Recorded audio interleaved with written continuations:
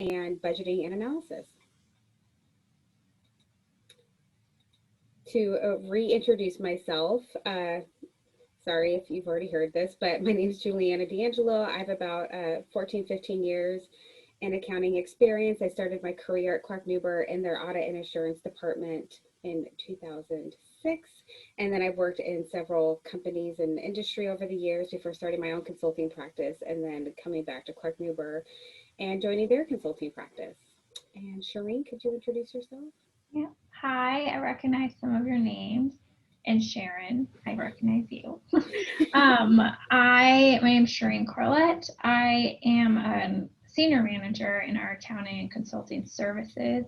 I actually have a tax background. I was in tax for 9 years before I moved over to our consulting department. I've been in public accounting for over 13 years now. And I've also been on some of these trainings, so you might already recognize me. Okay, let's get started. So our agenda today is we're going to be going over some just high-level accessing the reporting in QuickBooks Online. And on Thursday, we're going to really drill down into financial statements, the income statement, the balance sheet, and such. But today we'll just focus on how to access that reporting and how to get the information that you need from there.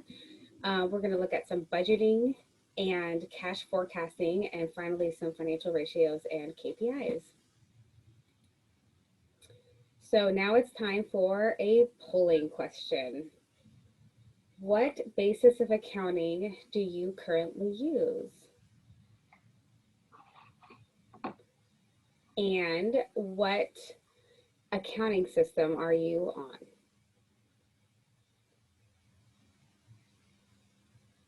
All right, I'll give everyone just a few more seconds to respond. Looks like we're missing just a few people. I'm missing 3 people. Don't be shy. We aren't keeping track of who's got what. All right, I'll go ahead and end this poll and then I'll share those results. Okay, so it looks like we have quite a few still on QuickBooks Desktop, and some of you are cash and some of you are accrual. So I think what I'm going to do is, obviously we're focusing on QuickBooks Online today, but there are similar capabilities in QuickBooks Desktop, so you can replicate what we're going through today. And then I'll show you how to toggle between that cash and accrual basis for your reporting. So I have a chat question for you. So if you could put your answers in chat, what are your go-to reports in QuickBooks?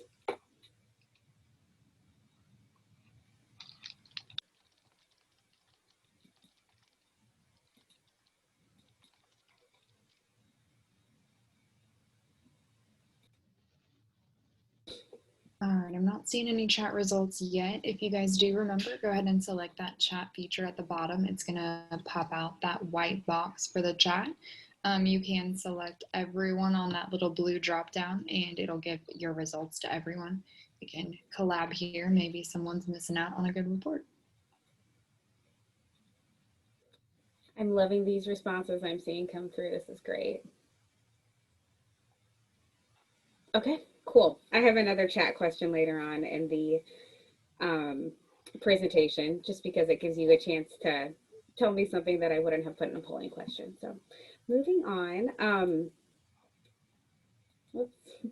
So I'm going to be going into the QuickBooks Online tutorial that we've been using for our previous sessions. And I want to hop into QuickBooks Online and access some of this helpful reporting. So let me go ahead.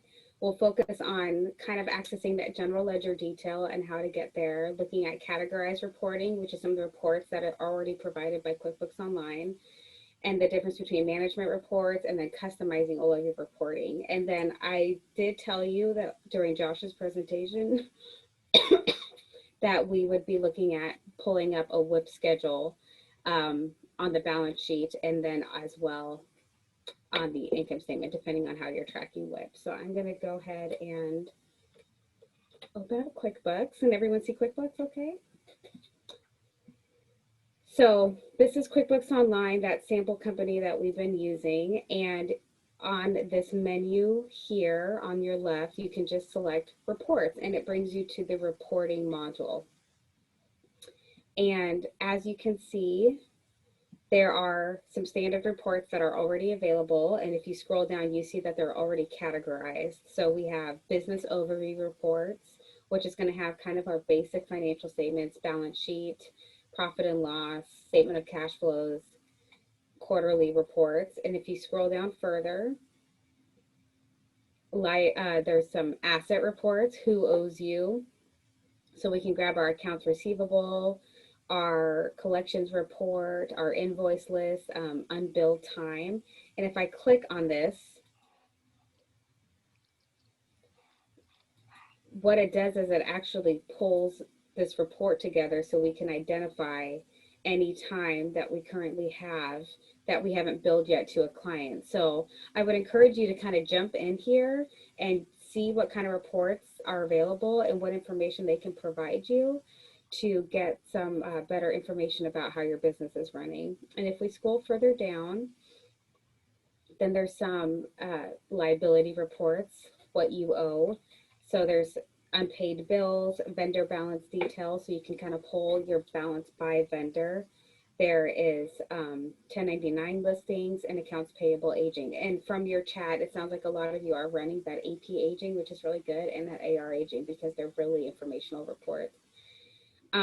There's a few more down here with expenses and vendors where you can, if you do run purchase orders, you can look at your open PO reports. You can get your purchases by vendor, which is really helpful if you're trying to figure out how much you've spent in a certain place. And then if you scroll further down, there's some employee reports and some what we call accountant reports. And this is going to, again, have some of those financial statements that are up at the standard reports above, but also this is where you'll find your trial balance and some reconciliation reports. There's a shortcut to reconciliation reports.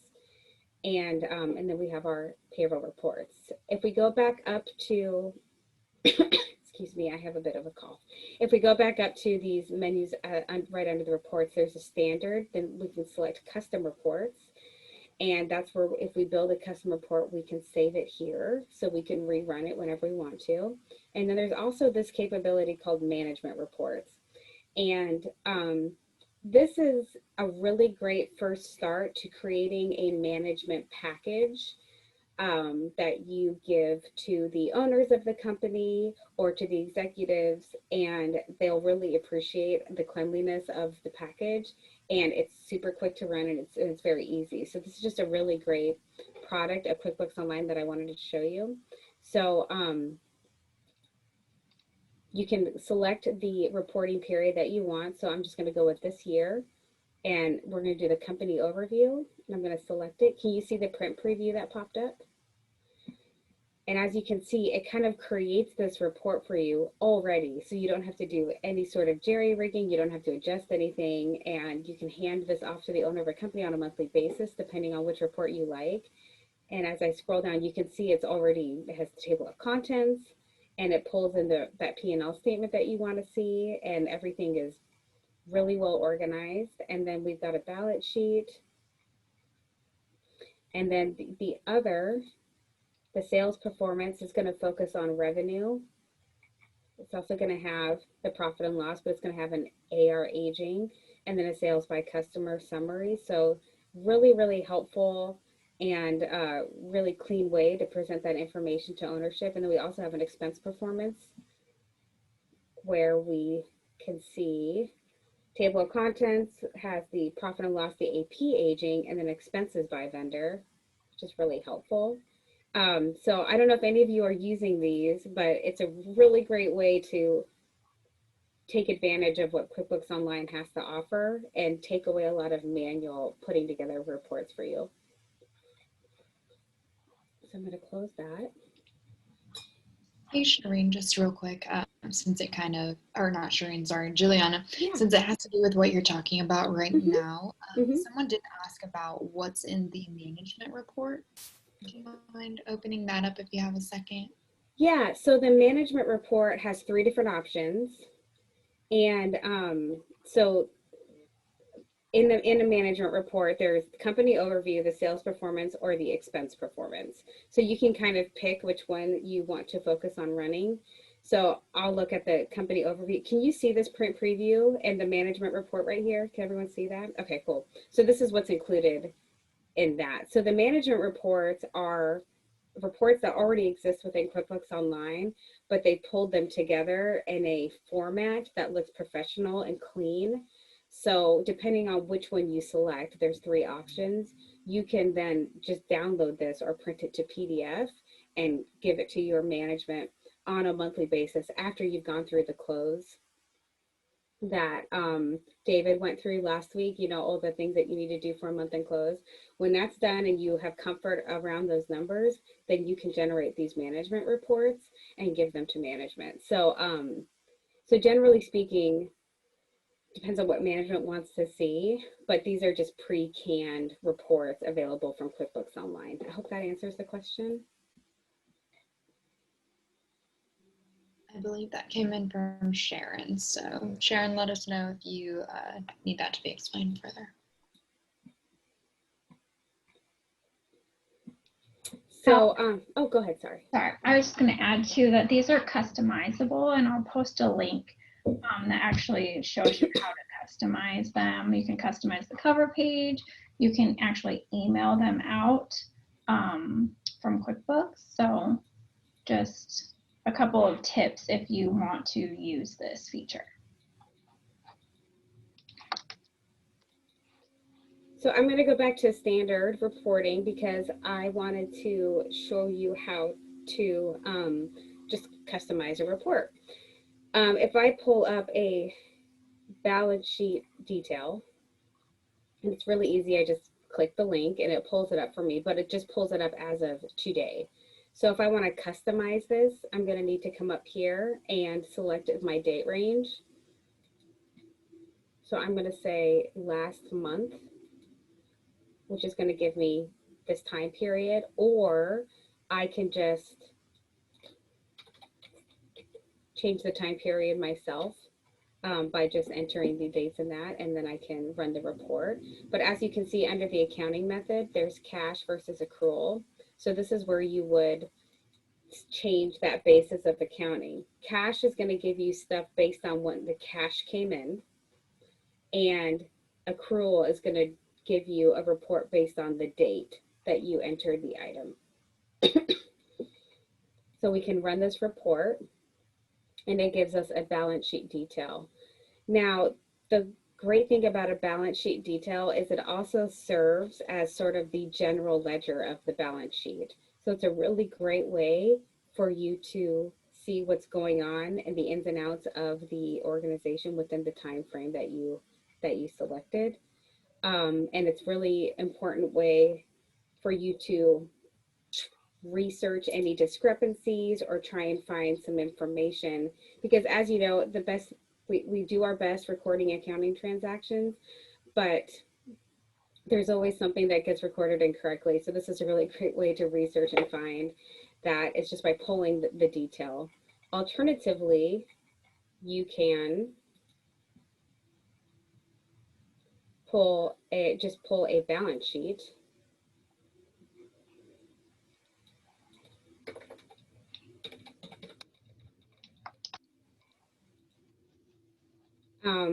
And then you run the report, and I can just click on the total dollar amount of each category.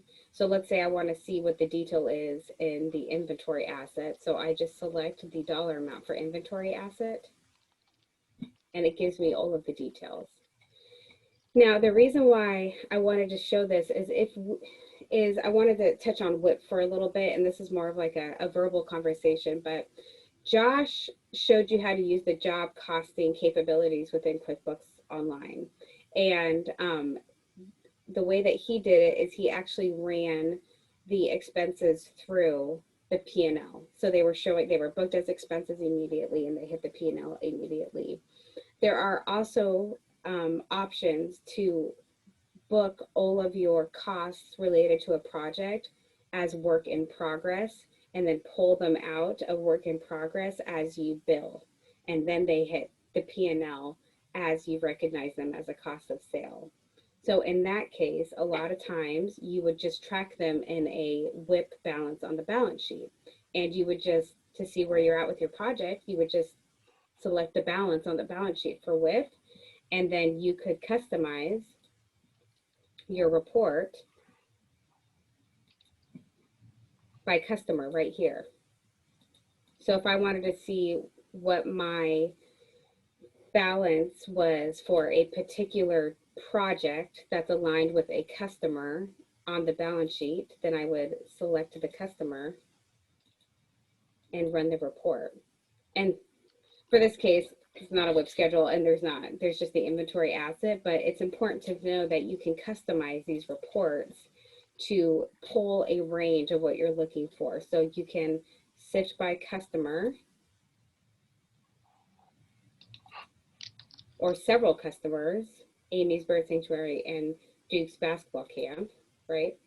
And you can also sort by class. You can sort by the modified date, by the amount. So if you only want things to show up over $1,000, you could add that in here. You can sort by memo, and you can sort by account. You can say, I only want to see a report for all the asset accounts for Duke's baseball, and the distribution account can be, you can also select that up here. So it's just it's really important that you understand that these customizations exist within QuickBooks Online, and you can go in there and you can change all of these different things to actually pull the reports that you want pulled. So if I go back to the report listing,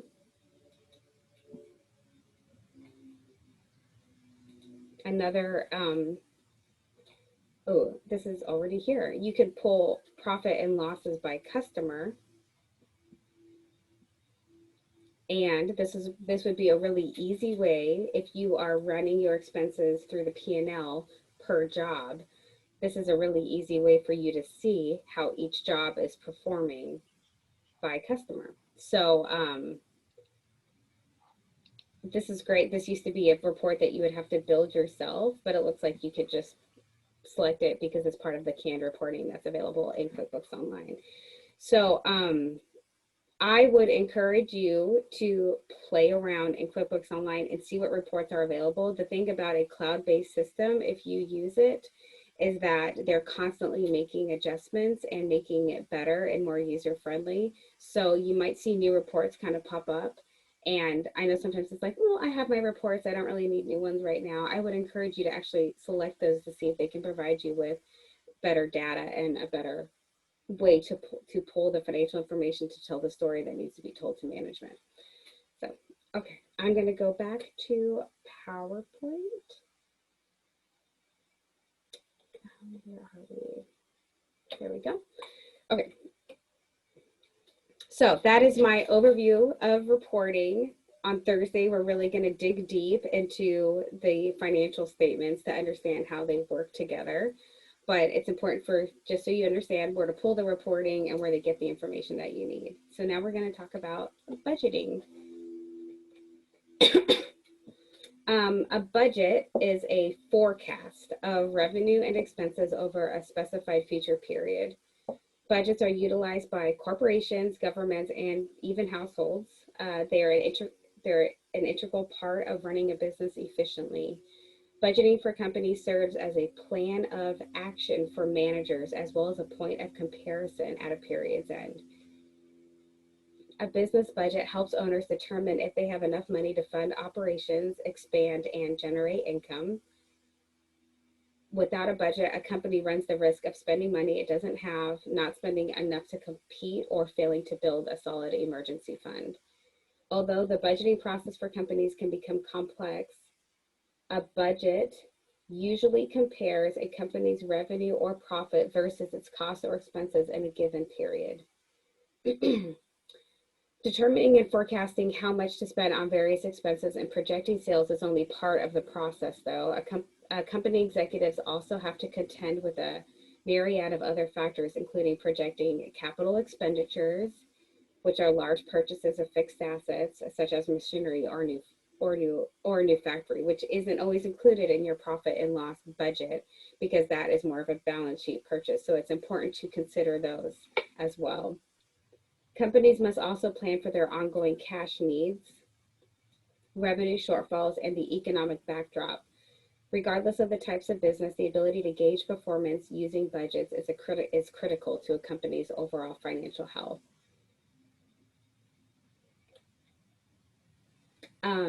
So high-level budgeting takeaway. It's a really great way, or takeaway is you want to make sure you check industry standards and look to average costs, factor in slack for unexpected costs, review your budget and actually reforecast it every few months, and understand that it's easy, but also very essential. A lot of times budget processes are really overly complicated, and I think it kind of scares companies away from doing it as a result. But I think there's a really simple way that we can break this down and make it easy. So budgeting steps. Check industry standards. Not all businesses are alike, but there are similarities. So do some homework, peruse the internet for information about your industry, or speak with other local business owners. Small businesses can be extremely volatile as they are more susceptible to industry downturns than larger, more diversified competitors.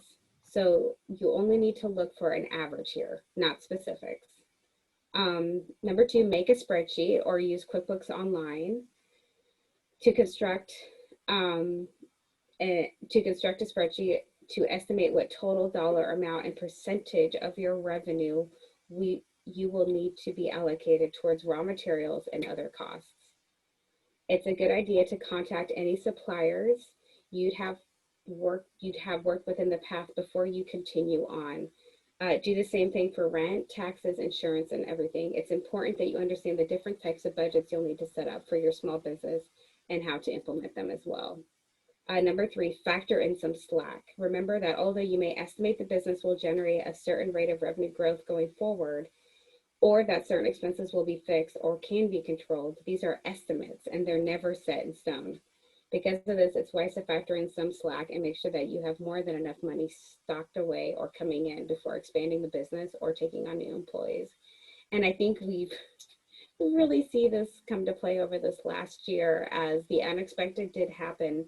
And if you had a really tight budget, then it really doesn't give a lot of wiggle room to make necessary changes to accommodate something like COVID coming up. So number four, look to cut costs. If times are tight and money must be found somewhere in order to pay a crucial bill, advertise, or otherwise capitalize on an opportunity, consider cost cutting. Specifically, take a look at items that can be controlled to a large degree.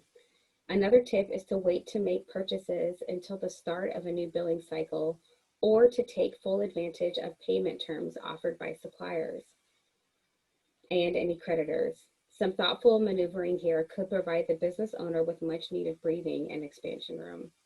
Number three, review the business periodically. While many firms draft a budget yearly, small business owners should do this more often. In fact, many small business owners find themselves planning just a month or two ahead because the business can be quite volatile and unexpected expenses can throw off revenue assumptions. Establishing a budget planning calendar can be an effective tool for business owners to ensure they have enough capital to meet their business needs. And I've been involved in a myriad of different businesses, and large and small, and I would say that one of the keys to their success is having a really strict budget calendar and ensuring that they give enough time to plan for that budget calendar. It holds the entire company accountable to this budgeting process. And I know Shireen has a really large client that also has a really strict budgeting calendar as well. Number six, shop around for service and suppliers. Don't be afraid to shop around for new suppliers to save money on other services being performed by your business. This can and should be done at various stages, including when purchasing or starting up a business, when setting annual or monthly budgets, and during periodic business reviews. If you can get actual vendor quotes, then this can provide assurance that they won't change their rates throughout the year. And I was involved in a pretty hefty budget process for a real estate company. And the first step to their budgeting process was actually reaching out to every single vendor and getting concrete quotes on all of the recurring services that they possibly could. And it would actually come up later in the budget year that the vendors would try and charge more, and they were able to show that quote as proof that this is what you told us it was going to be, this is what we put in our budget, you need to stand by this amount. And so they were able to get their bills reduced as a result of that. So it's a really, I think, important step. And we're ready for our polling question number 2.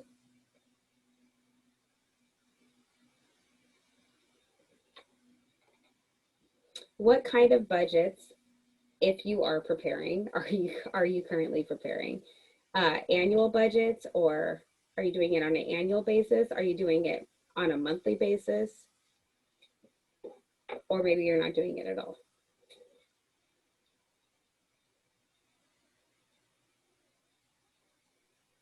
All right, I'll give everyone a few more minutes to make some answers.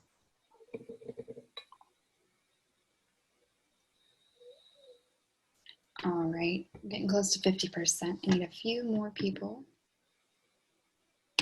And remember, again, we're not recording your answers. It's completely anonymous, so. Juliana, are you going to share a link for site for the industry standards? I don't have that link available. It's a good question. There are reports that you can request that are put together by associations, depending on what industry that you're in. I know there's like an engineering, like, is it DevTech or DiTech report? Shereen, do you remember what the name of it is? Deltech report for like engineering service firms. And there's Master Builders Association. I'm sure they put together a report. So I think probably the best place is to go to an association that you belong to see if they can get any industry standards for you. But that is a really difficult thing to get for companies, our industry standards. So anything that you can do to give yourself some sort of benchmark would be helpful. Even networking groups, just in casual conversation with other business owners, might be a really great way to get that information. Is Linda still on the line? Linda? I don't see Linda. Okay, I'll send her. And I think that if you want to send that question over to Jessica or Lily, they can probably connect as well and see if anyone else is able to provide them for that. And Juliana, I did stop the poll and those results are on the screen. So it looks like some of you are doing annually, some of you are doing monthly, which is great. And some aren't preparing a budget at all. So I hope that after this class, you will want to start preparing one. So let's move along. Juliana, can I chime in for a little bit? Of course. Okay. So I have extensive experience in budgeting from one of our largest clients, and it can be as complex as, I think Juliana mentioned this earlier, it can be as complex as you want it to be, or it can be as simple as you want it to be. But one thing that I've learned is that looking at your chart of accounts and really determining what accounts you actually use and are needed for your company is also a crucial part of your budgeting process, because the more accounts you have, the more time you're going to spend budgeting for each of those expense line items. So I always suggest, we're doing it for clients right now, but do a good chart of accounts analysis every year. Get rid of those accounts that you're only booking, $40 to, and they're really not useful and they don't tell a story about your company. An easy way for those of you that aren't budgeting right now is to just take a couple prior year financials, see where you've been, and start from there. It doesn't have to be super complex. You can do it in Excel. there are tools. I haven't found one. I was looking that links to QuickBooks Desktop, but there are applications for QuickBooks Online, Spotlight. There is an Excel specific application that you can use. And then you're always going to want to keep, you know, good cash flow analysis and a check on your reserves to make sure that you have enough to cover as many months of expenses as you want to cover. So probably 3 months of expenses is the usual. I just want to throw that out there. Awesome. And that segues perfect into what we're going to do next. We're just going to run through a really quick and easy way to put together a budget in Excel. And granted, we don't have a lot of assumptions that we currently have to build into this project, but at least I could show you how it's really easy just to use the existing reports in QuickBooks to get you what you need.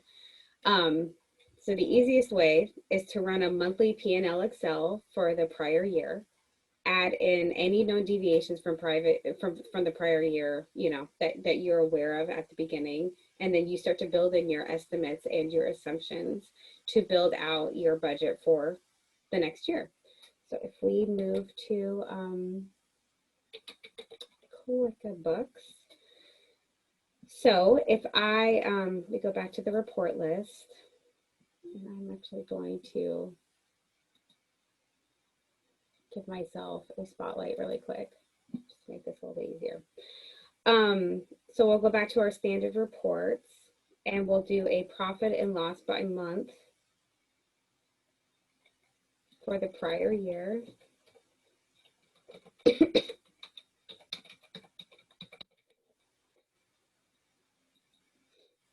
Oh, they don't have anything. Okay, never mind. We'll just pretend.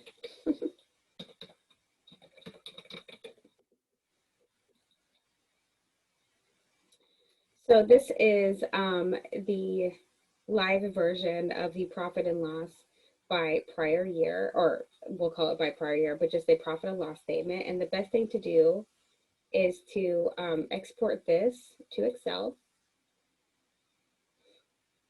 And it's going to download. We'll open this up.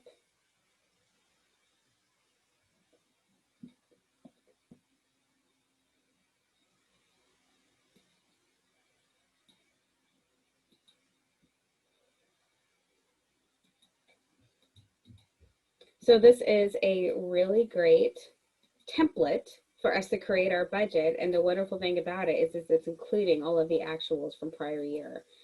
So what I would do if I was creating a budget from this is I would add in my additional months.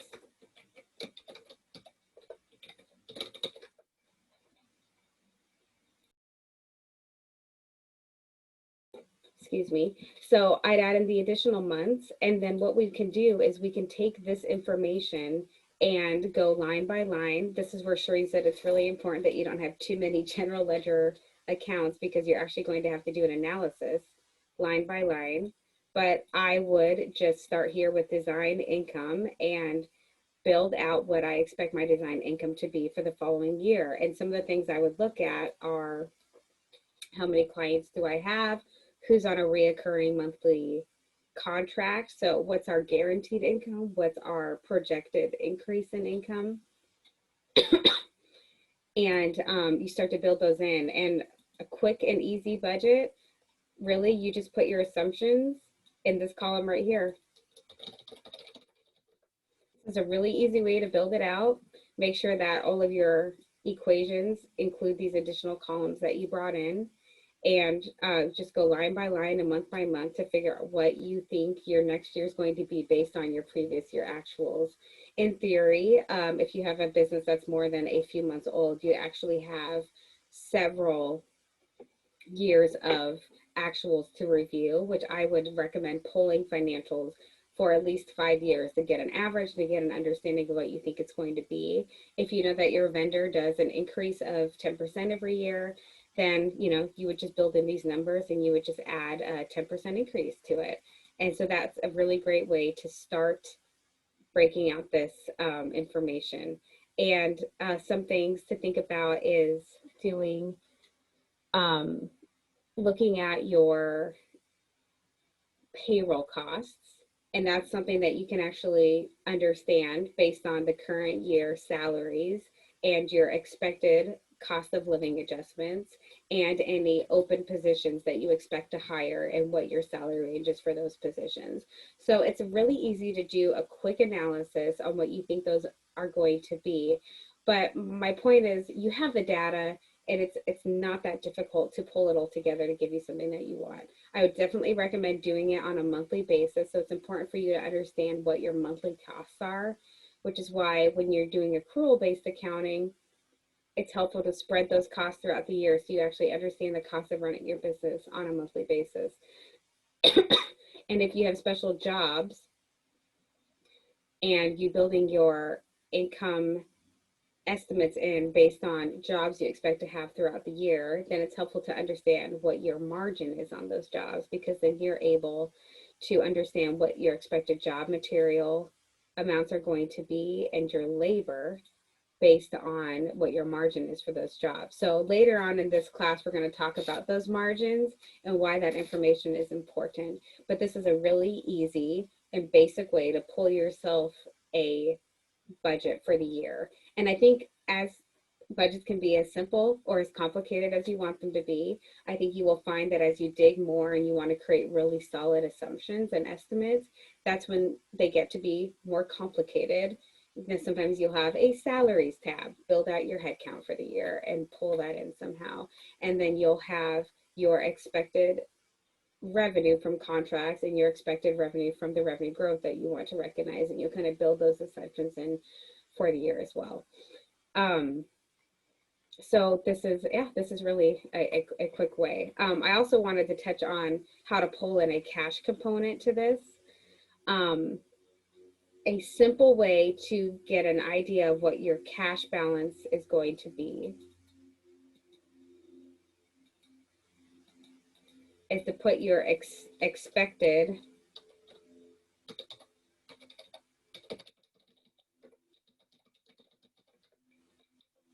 beginning balance of cash right here. This is like a quick and dirty cash forecast for you. And then you pull in your cash balance at the beginning of the year. You add in your net income. So I'm going to take this cash balance and we're going to add in the net income. And then we're going to adjust for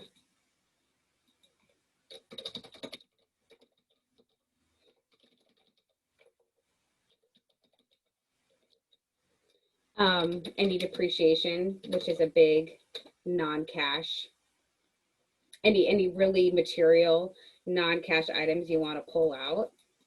This doesn't have any depreciation booked on here, but that's something that you would want to pull out, those big non-cash adjustments that you're making. And this way you actually can get a really easy cash reforecast. And it's a really simple way of seeing how the budget that you're preparing is going to affect your cash balance. And then this, we're just going to pull our ending balance here. So we kind of just keep rolling this balance forward. Juliana, there was a quick question, if you don't mind. I know you're in the middle of this here, but maybe when you get a second. So someone asked, what do you recommend your cash at the end of the year to be? Well, I think, as Shireen said, having a cash reserve of 3 months is always a good idea, especially considering what we've just gone through with COVID and everything. Everyone's determining whether or not they have strong balance sheets. And having a strong balance sheet is having accounts receivable that's easily collectible and a good cash balance. So I would recommend having 3 months of reserve on hand at the end of the year. And then your cash balance should be able, so there's a reserve, and then I think it should be able to fund you should always have a couple months of operations in your ending cash balance as it is. So there's two components. I'm saying to have a reserve of 3 months, but also a couple months of cash operations in just your normal operating account. And the reason why I say that is if a big vendor, a big customer doesn't pay a bill 1 month, because you're also preparing for your customers and their cash management. If you get paid a bill late and then you can't fund payroll as a result, then you're playing this game every single couple of weeks of trying to fund operations with the prior month's revenue, cash revenue, and it's really complicated. And so in your normal operations, it should be at least 2 months, I think, of expenses, but then you should also have a 3-month reserve on hand to cover. If you're cash basis, then I think looking at it like an emergency fund of 3 months is still a smart idea, because you still know what your expenses are. And so they're still going to have to pay them. And even though you're cash basis, you're still sending out bills. You're just not recording the revenue on them until you get that cash in, but you're still sending out invoices. And so you still have customers that may or may not pay on time. So kind of keeping that same rule of thumb, having a reserve of 3 months of operating expenses, and then keeping a couple months in your regular account as you're churning through these bills and expenses and everything, to make sure that you have enough to cover in case that big customer doesn't pay you.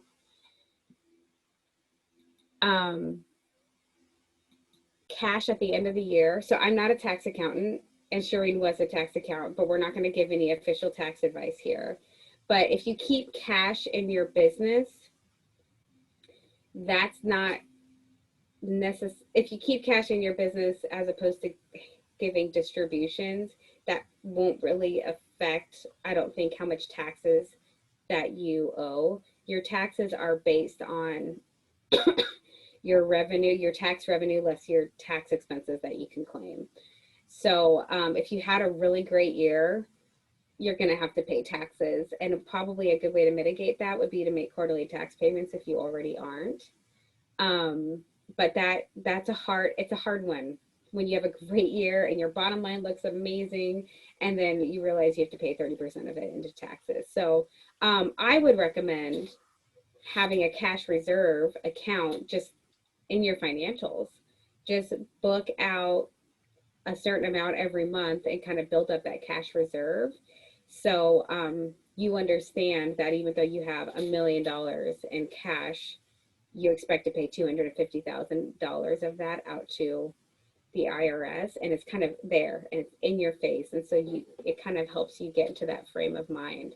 So even though you're running cash basis financials, you can still put things on the balance sheet to build up sort of slush funds or savings accounts to kind of earmark funds to pay off different things. I hope that helps. So that is my quick and dirty Excel budget. It's very quick and it's very simple, but I think it's a really great way to kind of get into that mindset. And something to think about is when you're building this out and you're doing this ending cash balance, maybe just build in a reserve for taxes, like a tax reserve, right? And, make it a percentage, 10%, 15%, depending on what your general tax rate is. And then in your mind, you don't have 100K, you actually have 100K minus your tax reserve. So get comfortable with Excel, get comfortable building these things in. But the great thing is you can kind of link up these cells and it just flows the information through to you. And you may need to make some adjustments, but generally speaking, it will give you some really helpful information. So if I go back to... Juliana, this is Sharon. Yeah. Do you have any suggestions on how we can mitigate paying so much taxes? I don't, because I'm not a tax advisor. I had my own business at one point and I was killed every year with taxes. They are the worst. But I think a good recommendation would be to have your tax advisor kind of involved in that budgeting process. Do a mid-year check-in with your tax advisor. Be like, this is what we're looking like in June, assuming you have a calendar year end, what should we be preparing for if we continue this track or this trajectory through the remaining of the year? I want to plan, and I want to make sure that I'm not hit by surprise at the end of the year. So usually your tax, I mean, except for this year because it was bonkers, but typically your tax advisors have some time in the summer and they can make some time to kind of discuss that with you. And it's a really quick meeting where they can just say, put aside 20%. And you're like, awesome. And then you're kind of building that out for the remainder of the year, so it's less of a shock at the end of the year. That's probably the best thing. So make sure you have good financial reports. Don't wait till the end of the year to close everything out. Do it on a monthly basis like David suggested, and then you're kind of going to be able to plan for it more effectively and build that into your budget and your cash reforecast. And I would say that tax advisors most of the time come in after the fact when it's already too late for them to help you. So if you're entering into a new contract, if you're dissolving a business, if you're acquiring a new business, like your tax advisor should be there before anything is signed, and you should get their say in how it's going to affect your money and your taxes. And also, if you need tax advice, we're a public accounting firm, so we have contacts that we can always forward you to. Thank you. Awesome. Okay, so QuickBooks Online has a really easy budgeting tool as well. And what it will allow you to do is enter this information into QuickBooks and then pull reports.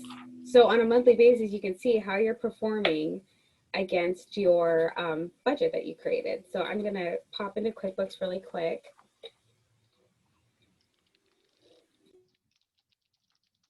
Sorry, I had to cough. So this is, if we go up to our gear wheel up here, there is a tool section, and we can go here to budgeting. And there is no existing budget currently, so let's add one. And we'll call this our 2020 budget. And it's asking me if I want to use, for the fiscal year it's for, and I want it to be a monthly budget. Should I pre-fill data? Yes, I think I should definitely pre-fill data. So this is awesome. What I did earlier is I pulled a P&L with actual data, and then we used that to adjust it for our budget. This is telling you it's just going to pull that information in for you already. So there we go. You can see it populated, and there's some data in here based on actuals. So we're going to create this budget. And now we can go through and adjust each of these to what we think they're going to be based on the assumptions and the estimates that we're using. And then after we're done making those changes and adjustments, just like we would have done in the Excel, we can save it. And then it'll be saved. And then we should be able to run reports now that compare our budget information with our actual information, and then we can actually see how we're performing based on budget. So yes, it's super easy to do it in Excel. Sometimes you may want to do it in Excel and then transfer it to QuickBooks Online if you're using QuickBooks Online, so that way you have a report or a document that shows all the assumptions that you made. But it's really great to have it in the system, because then you can run reports more effectively and much quicker. So that is, I'm going to save and close. And now we have this budget sitting in here. And I can run a budget versus actuals report. And this is what the report looks like. So it's giving us our actual, our budget, what we're over, and the percent of budget that we're over. So if we scroll over to a more relevant month with actual data in it, you can see how this plays out. And because we use the data to create this budget, obviously everything's going to be the same, but it's a really helpful tool. And I mean, it does not take that long to create. So QuickBooks Online has this tool. It's available and it's easy to implement. And so that you can start to get yourself into that mindset of creating budgets. And while you do it annually, we're still capturing the data on a monthly basis, which is really important. So we're actually able to track our monthly progress towards that budget, and we can kind of see where we went wrong, which is really helpful. So that is how to access a budget in QuickBooks. And next we're going to talk about some cash and budget reforecasting. And actually, I think it might be a good time for a quick break. Is that okay, Heather? Perfect. I think that is a great call. Does anyone have any questions real quick for Juliana for this first half before we do take that quick break? Juliana, Yeah. if you wanted to run a budget, but you just wanted to kind of set up a draft budget, so in doing so, would you actually mess up with your balance sheet or income statement? No. Shireen looks like she has an answer on the tip of her tongue. So The only time you'll see the budget numbers is if you pull a report that's your actual versus budgeted amount, or you're pulling a budget report. So it won't, if you're entering numbers into the budget portion of QuickBooks, it will not affect your actual numbers. Thank you. Yeah, so all the P&Ls and the budget and the balance sheets that we'd be running, they're only going to pull in any budget information if we actually ask them to. And that's like a budget to actual report. So just the typical profit and loss balance sheet, they're never going to change based on what we have in those budget numbers. So you still have the ability to pull that information cleanly, if you will.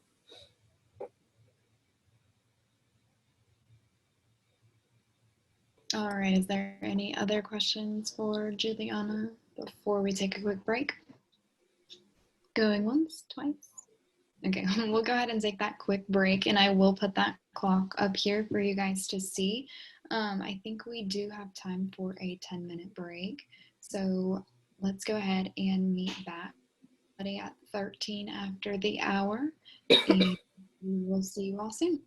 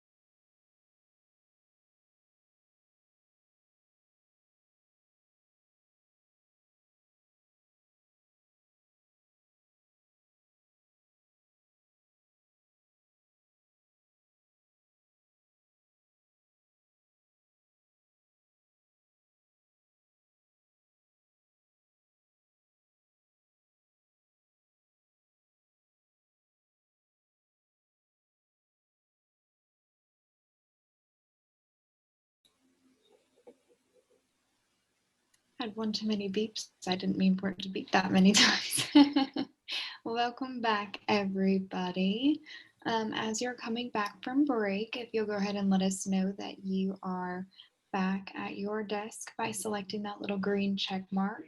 You can find that underneath the participants pop-out box, and it should show up down there at the bottom.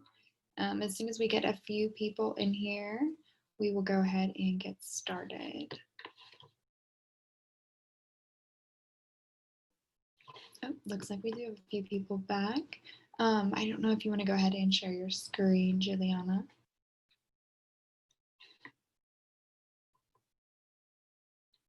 Okay, perfect. All right, I suppose we can go ahead and begin whenever you are ready. Sorry, I didn't realize I was on mute. Hello, welcome back, everyone. So the next step in your budgeting process is recognizing the need for a cash and budget reforecast.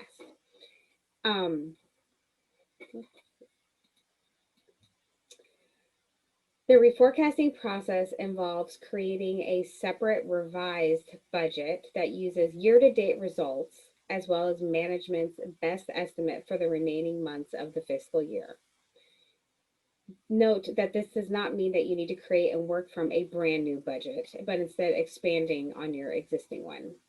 Reforecasting gives you the ability to adjust your projected revenues, expenses, and overall anticipated bottom line based on incoming actuals, which is the key to adjusting for continually changing business events. If you don't reforecast, you risk missing the bigger picture and potentially your bottom line. And I kind of added in here, like, think COVID. Like, think about all of the budgets that needed to be rehashed out this year based on the constantly changing environment around us. So I thought it would be a good idea for us to kind of go through a quick and dirty budget reforecast. So I'm going to pull this up. So this might look familiar. This is what we were working on when we were creating our easy Excel budget. And the first step to creating a good reforecast is combining the actual information that has already happened for the year at a point in time. So we're going to do a mid-year reforecast for this exercise, and then comparing that with budget numbers for the remaining of the year.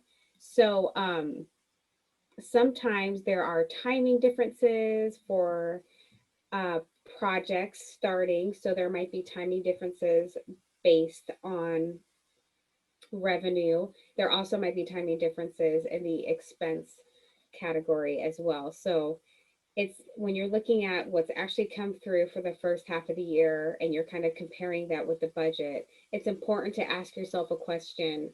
Was a big event supposed to happen in the first 6 months and it didn't? And do I need to kind of push that to later in the year? So you might need to adjust a few items based on that information. But generally speaking, it's a really easy report to put together. It's important that your budget matches your P&L. So if you're creating new general ledger accounts throughout the year, it's not going to match perfectly. And this is going to be a hard report to pull together because you're going to have to like insert a line here for a new general ledger account and take a line out for a GL account that you took away. So as much as you can keep your chart of accounts consistent throughout the current year, the better. So what I did was, for the purposes of this exercise, these columns, January, February, March, April, May, and June, are going to be actual from the P&L by month report in an accrual basis.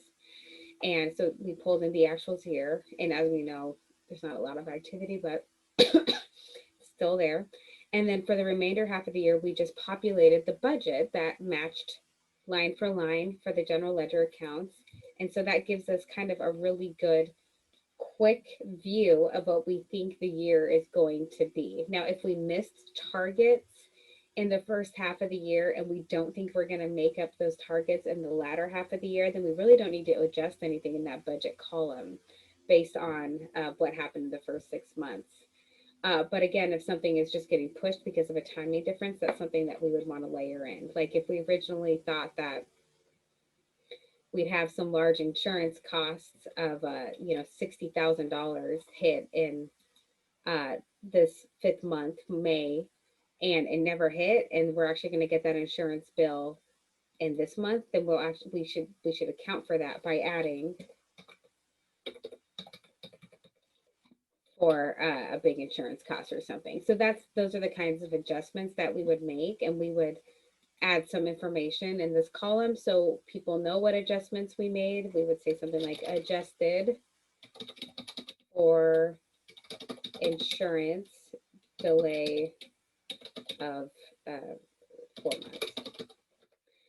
So those are ways to kind of build in those differences. And then if you want to bring back that cash component, you can. You would start here. So we would take our ending cash from the general ledger in June, and we would pull that in as our beginning cash balance and kind of run through how we think our cash is going to end up throughout the year based on these revised budget. But again, as I said earlier, you don't need to make a lot of changes to the budget. Just kind of pull out those big material changes. And I know management and owners really appreciate seeing this information, and it provides another layer of data points for decision making. So it's really important. So that is my quick cash and budget reforecast. In QuickBooks Online, you can also add in additional budgets, which in theory could be your reforecast. So something to think about as well. A lot of budgeting softwares, and Shireen can speak to this, offer a really robust cash reforecast capability as well. But just keep in mind, budgeting softwares are super expensive. So if you're just starting out, I would just focus on using Excel, importing it into QuickBooks Online if you can, and just getting comfortable with the process, getting a calendar in place, making sure you're holding yourself accountable for reforecasting, and you're actually using the tool. But I'll let Shireen talk just a moment on some software. Yeah, and I wanted to say that if you use QuickBooks Online, you can only import a budget if you use the QuickBooks Advanced membership. So just a heads up on that if you're thinking about transferring to QuickBooks Online. That's one of the downsides. I wish they let us import into all of the membership packages, but right now it's only the advanced one. Another tool is Adaptive that we use quite often. It's very robust. I would say that you'd only use it if you have a really major budget where there are multiple people touching it. So if you have multiple budget owners from different departments that are doing their own budget, it's a great tool because they can go into their own department, import their own budget, work on it. There's security access, so they can't see certain personnel, wages and taxes and health benefits, but they can use their own budget, and then it compiles it all into one, and there's custom reporting features there. So that's another budget. But the one that we mostly see with our smaller and mid-sized clients is using just an Excel and importing it into their accounting software. And I think you'll find using a robust software like Adaptive is really helpful when you have multiple budget owners. That's where the complications really start to arise, when you have one spreadsheet and 15 budget owners have to go into one spreadsheet and make adjustments all the time. So if it's only one budget owner, it's a little bit easier to manage in Excel. But as you grow, then you really want to consider those software additions. Excuse me. Okay, moving on to financial ratios and KPIs. Key performance indicators really are the best way to capture historical data points. Simply by putting important data points like revenue, gross profit, and the cash balance in front of your team, they will be constantly reminded of where the company is and where it needs to be. So this is another way to pull together helpful data to help your team. Again, this data is not going to be helpful unless you are doing a month-end close and gaining some comfort over your financial numbers on a monthly basis. But setting up some sort of dashboard or something similar really helps keep that financial tracking at the forefront of everybody's minds. Ratios help us to answer questions quickly about the state of our financial statements. They provide snapshots of helpful information that can be tracked and plotted to help create trends for analysis. Some questions that we may want answered are like, do we have enough cash to cover our short-term liabilities? That is working capital. And what are these trends? And we can plot those trends with the current ratio. What is the margin on our sales? Are we actually covering the cost of sales? Or how long does it take for us to collect on our accounts receivable? So all of these questions can be answered by doing some really quick calculations and then plotting that information out so we can actually see how the business is doing over the course of time. And then those ratios can be used to create these key performance indicators. Ratios help us answer questions quickly about the state of our financial statements. They provide snapshots of helpful information that can be tracked and plotted. The most effective KPIs follow a SMART criteria, meaning they are specific, measurable, attainable, relevant, and timely. A performance dashboard can help you seamlessly track these goals by providing an easy-to-use platform to effectively measure your company's performance while generating consistent improvement feedback within your company. An effective performance dashboard performs these three main functions. It monitors significant activities and processes within your company using business performance metrics and online accounting systems to trigger alerts when potential systems arise. Analyzes the root cause of problems by investigating timely and relevant data from various perspectives at multiple levels of detail, and manages processes and people to enhance performance, optimize decisions, and point your startup or your small company in the right decision. So time for polling question number 3. This may not be relevant to everyone, but do you utilize the QuickBooks Online or another dashboard of some sort currently?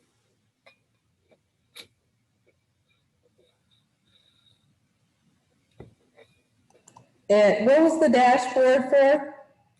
The dashboard is when you log into QuickBooks Online, it's actually one of the main screens that you see, and it sometimes will show, and you can customize it, and it takes some time to kind of understand it, but you can show like your cash balance and what your AR is and your AR trends. And so it's just a lot of, kind of looks like that slide I had a few slides ago. Let me go back.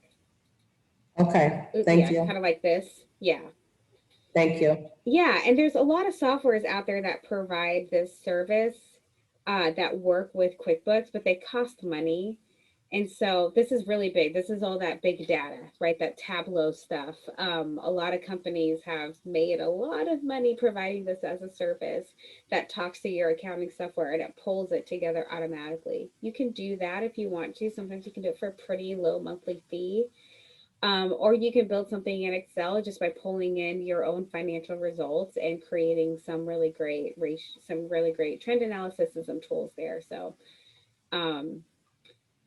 owners and executives like summary information. They like to see the high level summary. And so this is a really great way to get them a really visual description of what your company or what the business looks like at a point in time.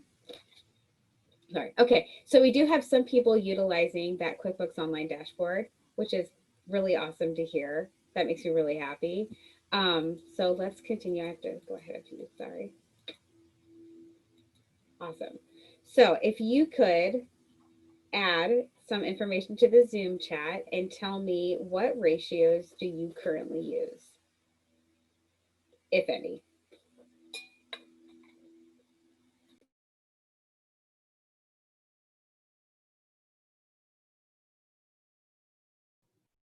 All right, and again, for anyone who doesn't know where that chat feature is at, if you click on the chat button at the bottom of your Zoom screen, it will pop out that white bar for you. So then you can type in your answer.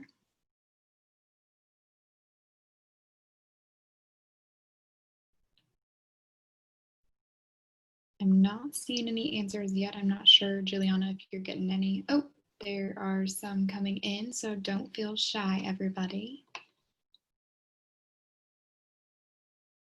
You can think of them and add them in as you think of them as well. We're going to go over some common ratios and sort of the story that they tell. And you can decide whether or not you think they'd be relevant to your business.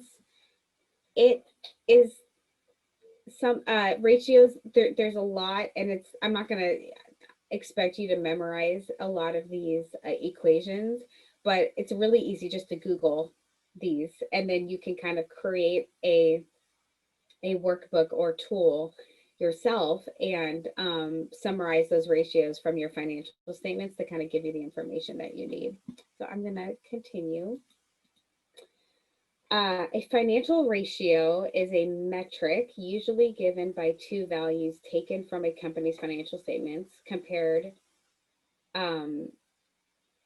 that compare the five main types of insights for an organization. These are liquidity. That's how liquid are your assets? How quickly can you use them to do stuff for your business? Profitability, solvency, efficiency, and valuation are assessed via financial ratios. Those are metrics that can help internal and external management to make informed decisions about the business. Ratio analysis allows us to answer questions such as how profitable is the company? Will the organization be able to meet its obligations in the short and long term? How effectively is the organization using these resources? So the first one I want to go over is working capital. You probably hear this term a lot. It's very common it's very common for non-accountants to use this term quite a bit. So it's something important to understand. It's the measure of liquidity, which is computed as current assets less current liabilities. So those current assets are going to be our cash and our short-term investments, our money markets, and even inventory. And can we cover the obligations of our current liabilities, which is accrued expenses, accounts payable, and our credit cards with our current assets? So obviously you're going to want this to be a positive number, because if it's a negative, that's very scary. So again, these are really great ways to kind of come up with that number and quickly assess sort of where you're at. So a positive working capital signals that a company has adequate funds with which to pay its current obligations and is expressed in dollar amounts. And this ratio is very universally used. The current ratio is the ratio that comes from working capital. It's an alternative measure of liquidity that allows comparisons to be made between different companies, and it's computed as current assets divided by current liabilities. So that's a really great thing that you can plot on a monthly basis, and that's a good way to track sort of how your current assets are trending in relationship to your current liabilities. Net profit margin.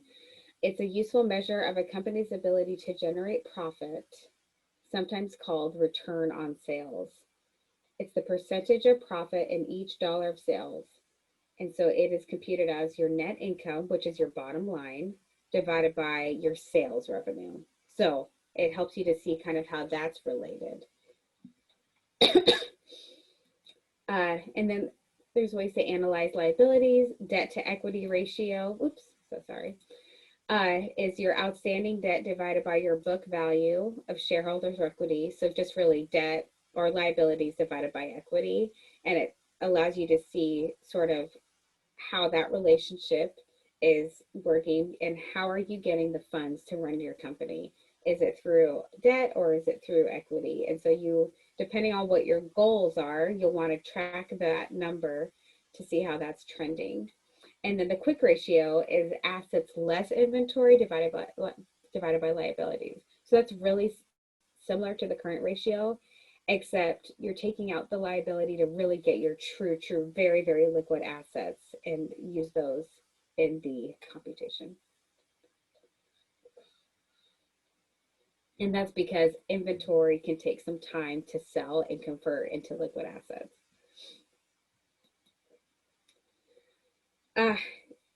Because sales revenue is such a key component of a company's success, analysts are interested in large number of ratios that incorporate sales.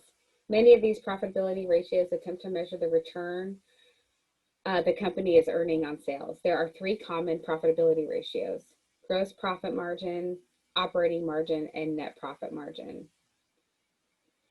So gross profit margin is going to be our gross profit divided by net sales. Operating margin is our operating income divided by net sales. So the operating income comes after all your operating expenses have been deducted from your revenue. And then the net profit margin is going to be our net income divided by net sales. And we already talked about that one. And I believe you guys are getting copies of this PowerPoint, so you will have all of these handy, but also they're really easily Googleable. And what I would do is figure out, what story do I want to tell when I'm presenting my monthly financial data? What's most relevant to the users of our financial statements?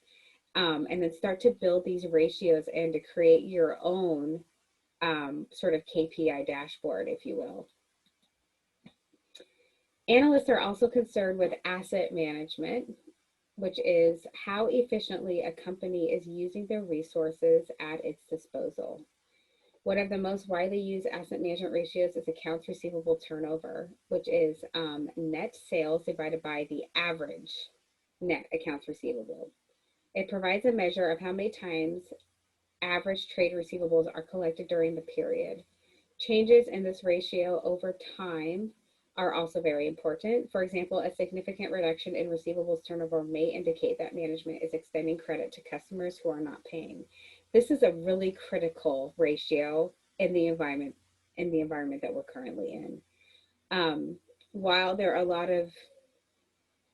lot of things that may affect your own financials and the decisions that you're making, you also need to understand the implications of the decisions that your customers are making. And if your customers ask for, hey, we're going to pay you, but we're going to be a month late, or we're going to pay half now and we're going to pay half in a month because our hotel has been closed for 3 months. I mean, these are really important things to be thinking about right now.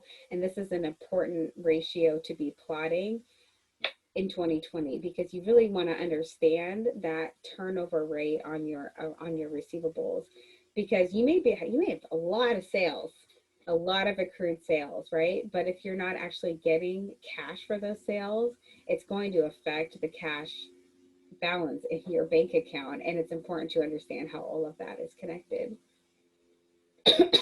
Average net accounts receivable is the beginning balance of accounts receivable plus the ending balance of accounts receivable divided by 2. So you can either figure out the average in Excel using the average function, or just take the beginning balance and the ending balance for the period that you're looking at and divide it by 2.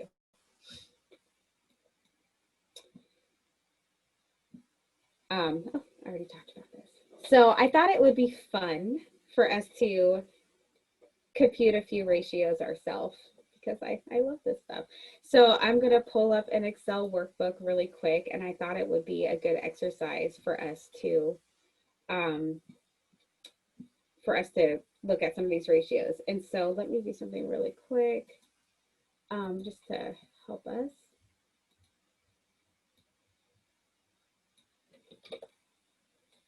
And can you see this Excel workbook, everyone? Yeah, okay, cool. Awesome. Oops. Okay, so it's asking us to compute. I'm going to make this a little bit bigger. The gross profit margin,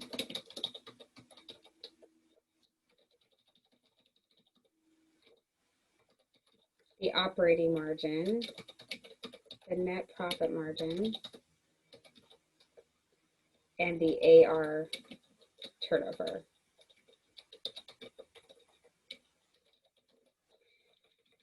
And the reason why I'm typing this all out is because I think it might help it sink in a little bit better. So the gross profit margin is our gross profit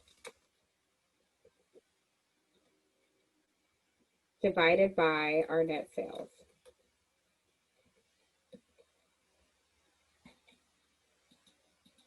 And you can see how slow I am at typing. The operating margin ratio is going to be operating income divided by net sales. The net profit margin ratio is net income divided by net sales. And the AR turnover is going to be net sales divided by average AR.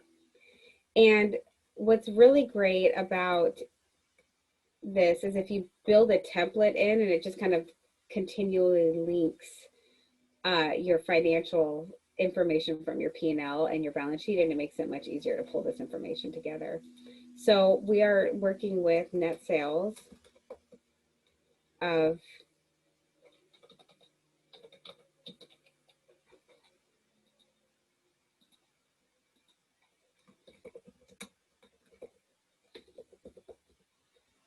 gross profit of 108,727, operating income of 26,558. And I know that the QuickBooks financial statements usually does break out your income statement into things like operating expenses, and then you have your operating income and everything. So these numbers should be easily pulled, I think, from your financial statements in QuickBooks. Net income.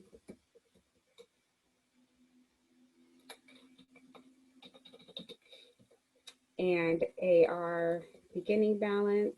Oops.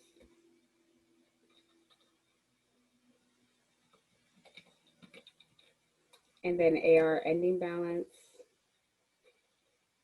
5937. And then I'm just going to do average AR, and I'm going to use an Excel. You can see up here.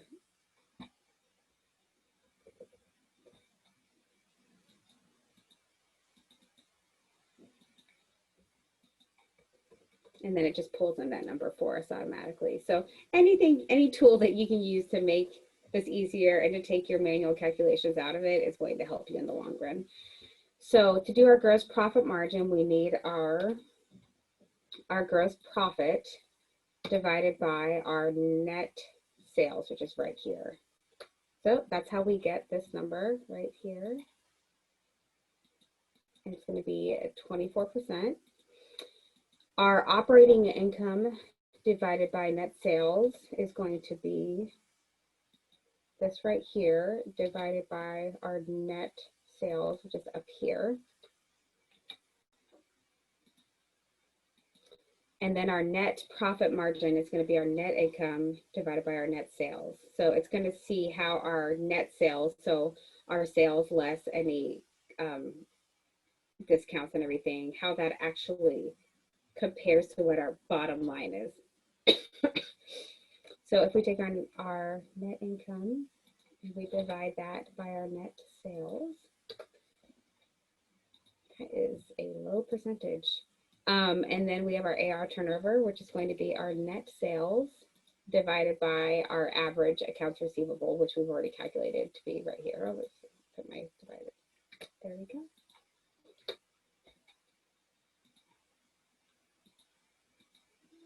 Nope, that's not right. There we go. Okay, so our gross profit margin, our gross profit divided by net sales. So it looks like we have it's a 24%, 24.5% ratio on our gross profit margin. So that's not terrible. but it would be better. It doesn't leave a ton available for our operating expenses. I think I would like to see that more around 50%. And then our operating margin, which is our operating income divided by net sales. So our net sales is 443,000, and then our operating income after operating expenses is only down to 26. So we have a lot of costs offsetting our sales. So that's our cost of sales must be really high. And then our operating expenses must be really high as well. So while we seem to be doing really well getting revenue, it doesn't sound like we're managing our costs very effectively, because I would hope that 6% operating margin would be higher and that we would have a higher net profit margin. Because it looks like our net income after our operating expenses, we have even more expenses after that, either interest expense or something similar, something below the line. And we'll talk about that next on Thursday. So again, that's pretty low, 4%. So this is helpful. Like when I look at our financials, I say, hey, you know, our sales are great. And, you know, we have net income, so that's good. But then when we actually dig down and look at these ratios, those percentages aren't what I would want to see. So this is, I think, a helpful exercise. And then our AR turnover is 80.5. So it sounds like it's turning over pretty frequently. And so that is one thing that's going really well. It looks like our cash balance is probably in a really great place, because if we have sales of 443,000 that we're billing our clients for, and our AR has been lingering around $5,000, that's awesome. So we're doing something right. So this is just an example of some ways that you can pull in some additional information about your business using some ratios. And then if we plot these ratios, right, this would be our looks like January numbers. So let's get our February numbers, you know, and our March, and let's start to create some trend analysis based on our historical activity, so we can actually see what we're doing, and we can actually see sort of how COVID has affected our books. And it'd be really, I think, helpful to understand how we did throughout our trends in 2019 versus our trends of 2020, and to see if it's sort of a normal analysis. I know that Shireen and I review these ratios just for our company's financials on a monthly basis, and they're pretty key in understanding how our business is doing. Excuse me for a second. So that is sort of a summary on really key ratios and how to calculate them. So I'm going to go back to this. So this is just, you'll see the solution as well in the PowerPoint, so that we can go over that. Or we just went over that, but that way if you want to have something to check your work, if you're doing this later, this is a great tool. So Kpi examples.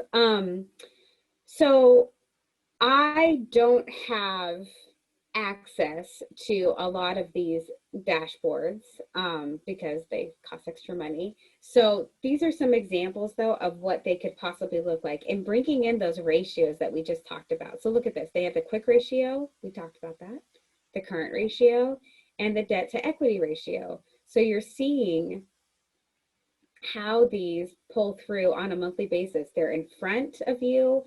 So you kind of understand where you're sitting, especially with like this quick ratio and the current ratio. This is great. 2.5, the amount of current assets compared to liabilities. That's fantastic. But some of these companies will also give you, look at this. It's like, ooh, this is not great. This is not what we want to see. So it'll kind of alert you. So as you have this information coming in, these dashboards can provide you with a little, like a warning or not. So that's really helpful. This is Clipfolio. This is Admia, which is another company. And again, you see, they're just different ways of showing the information. This is showing your gross profit margin, your operating profit margin, and your net profit margin. Like, how great is it? They've got their targets in there so they can see how they're performing according to target. And then you're actually plotting out that information on this. So this is what I'm talking about. This is how you can see how you're performing over a period of time. So a lot of these dashboards cost like $40 a month, and sometimes they integrate directly with QuickBooks, and you may be saying, oh, $40 a month. But if it's automatically computing it for you, you also think about like, how much is your time worth? If I pay 40 bucks and I'm getting instant information that the owners of the company can see, so they can see how their company is doing, it actually might be really helpful and provide you with some comfort there. And you can see this like a breakout of short-term assets and how that's being affected throughout the course of the year. And here's some other performance indicators. There's accounts receivable, days in accounts receivable, inventory, and cash to cash cycle. So there's a lot of great tools out there that really help tell a story and illustrate how your business is doing. Sometimes they cost a little bit of extra, or you can use the ones that are available in QuickBooks. So I'll go over to QuickBooks really quick. If it's still there. Hold on, let me check.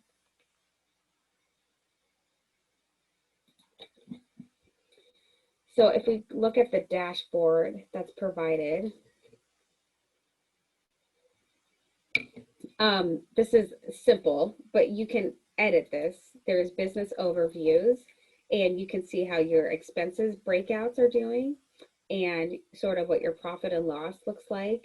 And this also helps you keep track of your outstanding items to do, your sales trend analysis, what your outstanding invoice looks like. And then this is giving you sort of what do I need to do? And it's giving you kind of a snapshot of your bank accounts, which is really helpful. So you can see where those are trending as well. So there are ways to customize this and pull in data that you want to see, which can provide you with some extra tools. But again, you can also add in something for a pretty low monthly fee to give you some additional information. And that is the end of the presentation. So I'd love to open it up for some questions if you have any. Who are you going to be using those type of graphic reports for if you are looking to get maybe equity investors, or how do you want to That's a great question. use those? So I think generally speaking, they're going to look at working capital. They're going to want to look at your current ratio, and they're going to look at your quick ratio, and they're going to want to see that plotted out really for like previous 2 to 3 years. And so it's important to understand that that's going to be a helpful tool for them, depending on how sophisticated they are. They may just ask for your monthly financials and pull that data themselves, but you need to understand what they're looking at. And so you can run the information yourself. You can do a monthly P&L and a monthly balance sheet over a 2-year period, pull those trends in at the bottom and calculate them. You just enter it in once, the equation, and then you just pull it through, and it'll copy it for every column. And so you can just build out your own trend analysis right then and there. And then you'll kind of understand what red flags they might see. So get ahead of it and look for those red flags ahead of time. They're going to look at, if you have owners, EBITDA comes into place, right? It's looking at sort of your income, excluding taxes and depreciation and other adjustments. And that's a really important number that they look at as well. So be aware of that. But I would Google, financial ratios investors want to see, and it'll give them to you, and just build them out in Excel yourself. And yeah, get ahead of the game. But that's definitely something that they're going to look at and they're going to want to see. That's a great question. Thank you. Yeah. Are there any more questions?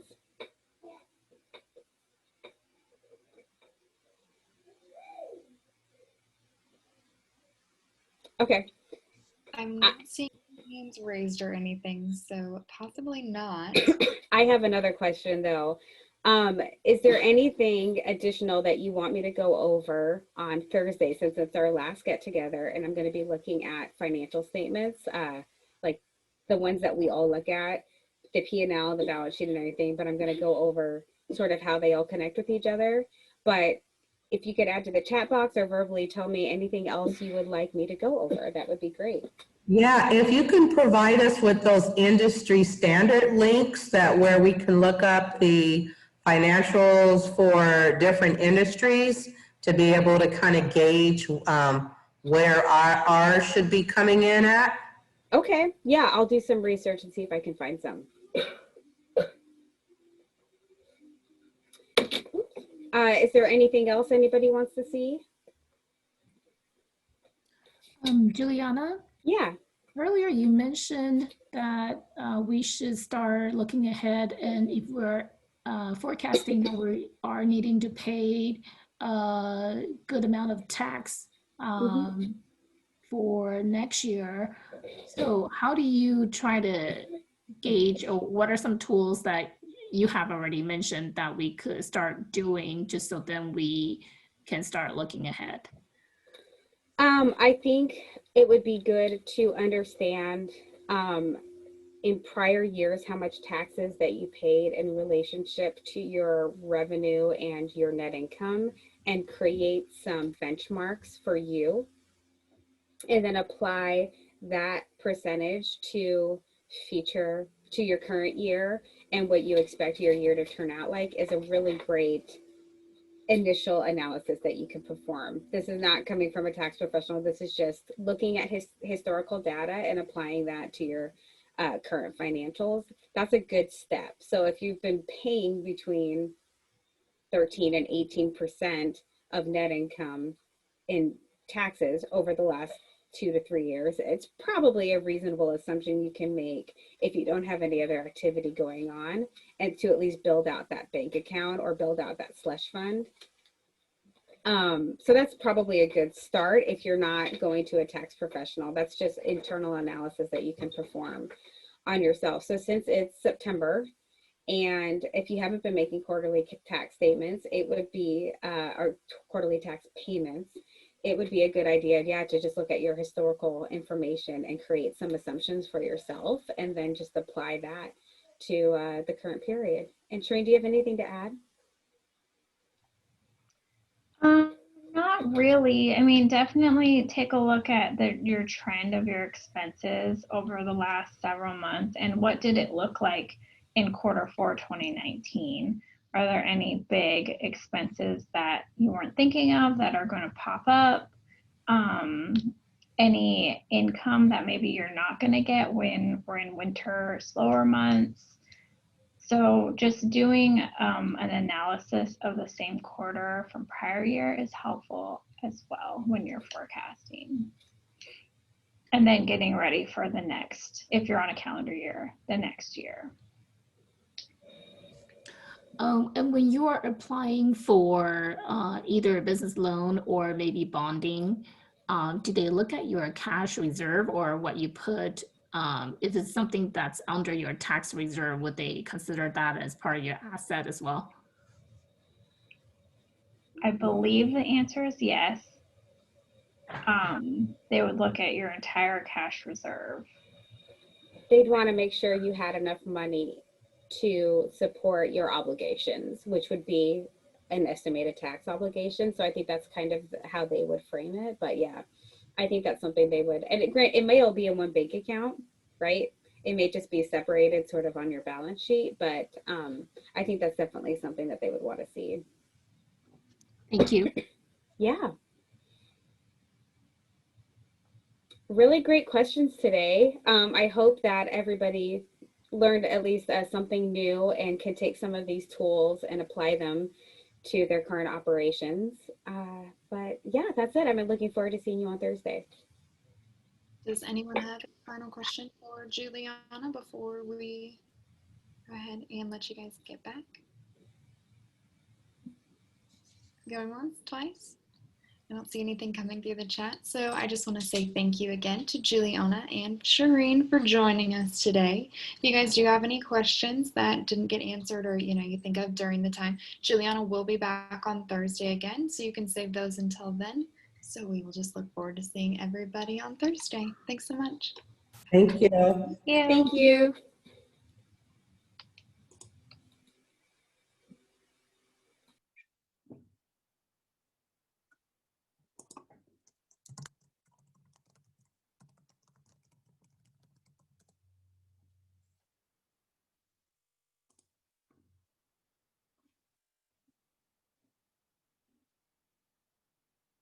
Jessica, if you want to go ahead and end the meeting whenever you're ready.